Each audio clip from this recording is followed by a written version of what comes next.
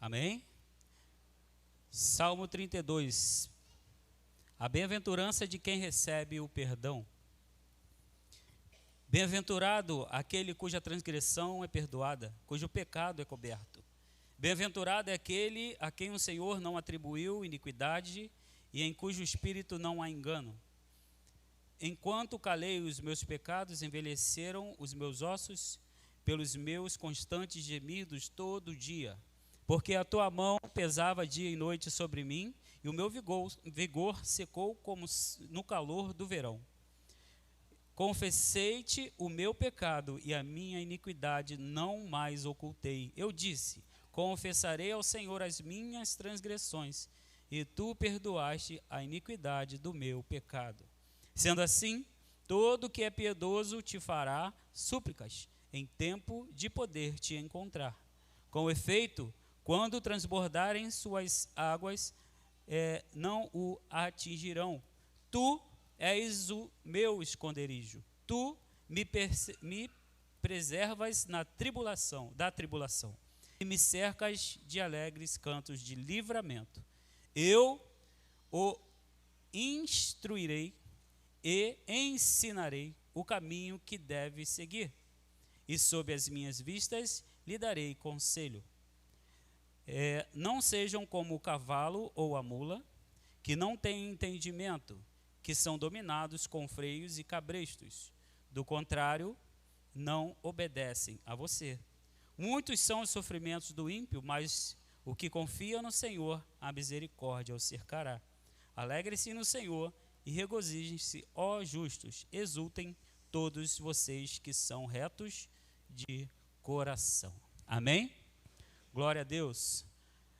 O que a palavra traz para nós aqui é a alegria de ser perdoado. Imagina você com uma dívida, não vou falar valores, uma dívida a qual você não consegue pagar de forma nenhuma. Um valor que você olha e diz, deu ruim, meu nome eternamente ficará no Serasa, meu nome eternamente ficará manchado. Só que em determinado momento essa pessoa chama você para uma negociação.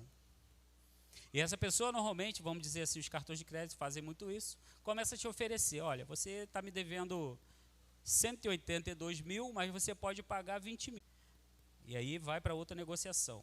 Vai para lá, vai para cá, vem papel, sobe número, desce número, e aí ele chama você de novo e diz, faz o seguinte, então você vai me pagar 12 mil em 6 prestações de 2 mil reais. Tudo bem? E você, não. Ele está quebrado, está sem condições alguma.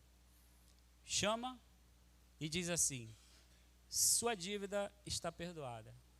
Pedi ao Serasa para tirar seu nome, dei baixa no cartório, seu nome não está mais negativo comigo. Agora você está livre novamente, seu nome limpo, para você seguir a sua vida e reconstruir o seu caminho. O que essa pequena ilustração traz para nós, hoje, nessa manhã, a respeito do que estamos estudando, é que nós de forma nenhuma conseguiríamos pagar, o perdão dos nossos pecados. Quando ainda lá no início, quando o homem pecou, lá em Gênesis 3, a gente começa a ver, fala sobre a queda do homem. Quando há desobediência, o pecado então entra e começa a destruir tudo o que havia de plano de Deus para a vida do homem. Deus faz a primeira, vamos dizer assim, né, a primeira intervenção. A primeira intervenção do Senhor foi chamar o casal, foi ajustar as contas ali e dizer, olha, por causa do que vou a primeira roupa, para cobrir as vergonhas daquele casal. Então, a partir dali, começou uma caminhada em busca de uma restauração. Passaram-se anos, passaram-se profetas, passaram-se muitas gerações. O povo se erguia e caía, se erguia e caía, se erguia e caía.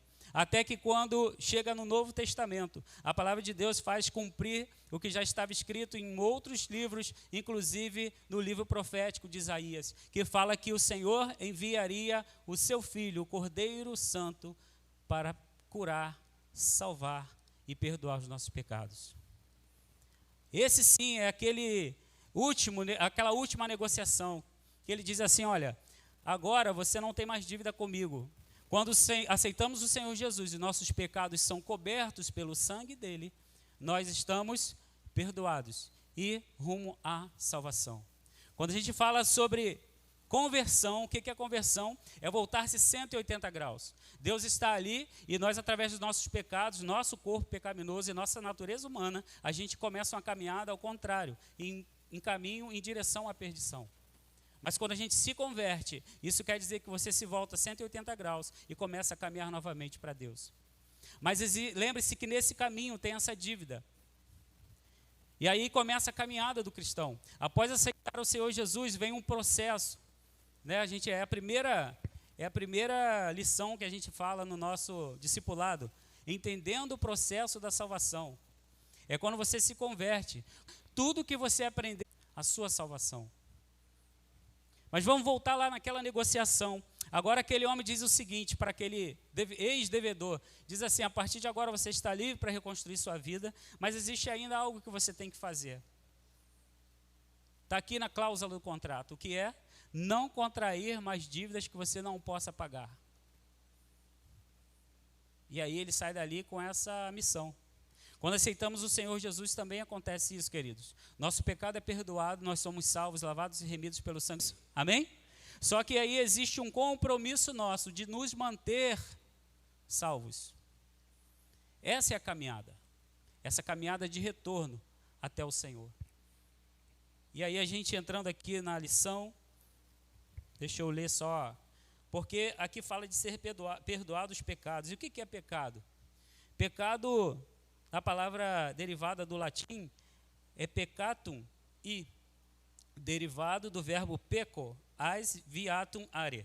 Tropeçar, tropicar, dar um passo em falso, enganar-se, pecar, que seria usado pela igreja por causa do seu caráter popular e expressivo. Então, quando a gente começa a entender o que é pecado, é errar o alvo. Que alvo é esse? Agradar a Deus, viver em santidade. Amém? Vocês estão comigo? Introdução diz assim: o Salmo 32 é considerado um salmo de sabedoria e um salmo penitencial, nos mostrando a bem-aventurança de quem recebe de Deus o perdão dos pecados. A inspiração das palavras deste salmo foi a resposta de Davi ao Senhor, após o desfecho da sua situação de adultério vivida por ele com Batseba. Quando no Éden, Adão decidiu por comer do fruto que o Senhor proibira, tanto ele quanto a sua mulher, Eva, de comer, se desencadeou a maior desgraça que atingiu toda a humanidade. O pecado que os afastaria de Deus trouxe também em seu bojo a morte espiritual a todos. O fato é que o pecado nos afasta de Deus. E o pecado não perdoado leva à morte eterna. Entretanto, pela graça de Deus, com Cristo somos bem-aventurados, somos reconciliados com Deus, a saber que Deus estava em Cristo reconciliando consigo o mundo, não levando em conta os pecados dos seres humanos. Isso está em 2 Coríntios capítulo 5, versículo 19. Pela graça temos a iniquidade perdoada, os pecados encobertos, sendo justificados em Cristo. É pela graça, o favor imerecido de Deus, que somos perdoados, justificados e salvos. Bem-aventurado aquele cuja transgressão é perdoada, cujo pecado é coberto. 2. O perigo de ter-se como justo aos próprios olhos. Ter-se como justo aos próprios olhos. Em certa ocasião, um jovem de destaque na sociedade perguntou a Jesus o que tinha de fazer para herdar a vida eterna.